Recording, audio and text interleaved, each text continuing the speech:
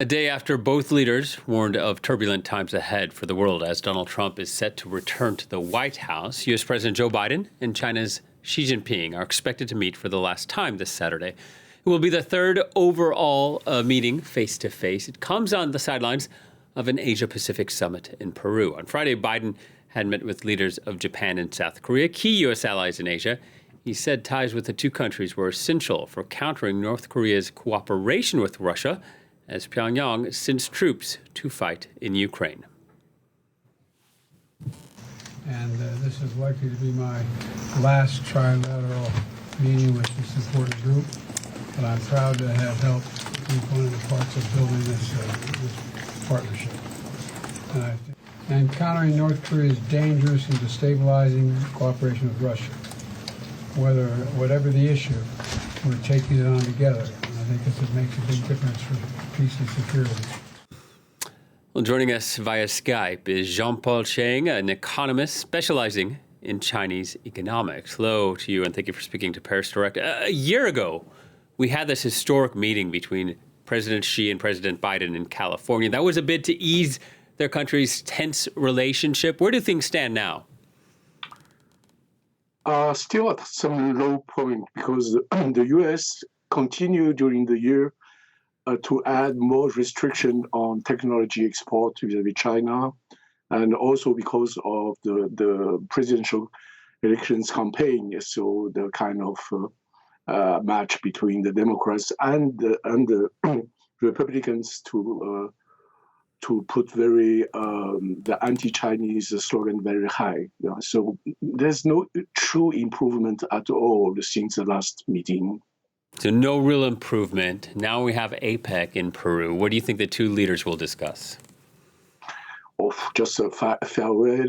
Of course, Biden will pass the message on North Korea and also ask China to stay measured, at least, or neutral vis-à-vis the Russian-Ukrainian conflict. But I don't expect anything really important to come out. Everybody's waiting for the next president mandate. You don't think they might be discussing contingencies about how to brace for a Trump presidency or things to do in advance to prepare for one? Maybe. But I believe that on the Chinese side, they are now focused already on the Trump's mandate. And they hope just that maybe the Biden administration is not going to use the last days of his mandate to increase the military equipment export to Taiwan. That's I believe that's the only thing they can. I mean, the only kind of exchange of views. And otherwise, waiting to see what happens when Trump does return to the White House in January. Trump threatened tariffs of up to 60% on imports of Chinese goods to even out what he calls a trade imbalance. How would that impact American and Chinese consumers and businesses? I mean, on the Chinese side, actually, they developed some countermeasure and counter strategy, and they diversified the market for the export. So now China is exporting, half of the Chinese exports are going to the rest of the world compared to the other 50% to the developed world, including United States. So they are preparing to a new shock, of course, of the new tariffs. But, as the Chinese proverbs say, that you get to know each other when you're being fighting against each other, So they fought already with Mr. Trump of first time, So they're prepared to face the same kind of negotiation, the challenges. But actually, they're prepared in the Chinese opinion to some unavoidable difficulties due to the coming tariff rise. Yeah, and so the fact that China is already anticipating that, do you think that tariffs will be more harmful to the U.S. rather than China?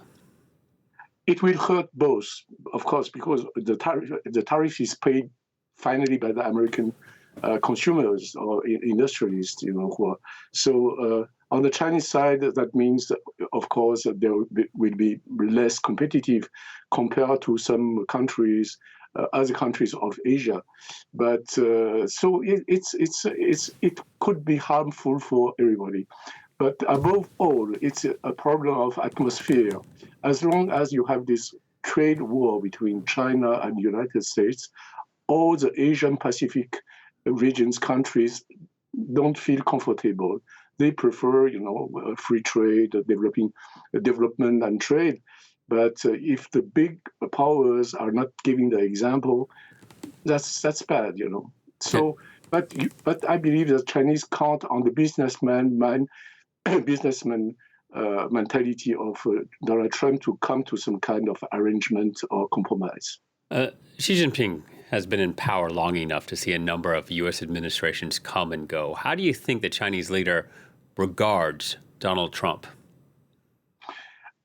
Secretly, I believe that he prefers Trump to Biden because at least with Trump, he understands better because Trump is maybe brutal but straight, But on the other side, on the other hand, with the Democrat administration, they've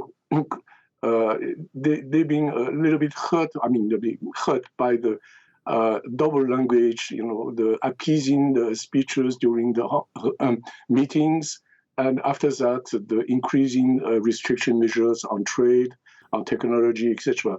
So they prefer maybe, more straightforward political leader in America. That's my suspicion. And with Donald Trump, we anticipate an administration that is more isolationist rather than internationalist. Do you think China might feel emboldened to perhaps make a move on Taiwan while he's in power? They are not going to make a move on Taiwan. I don't believe they're going to take that risk.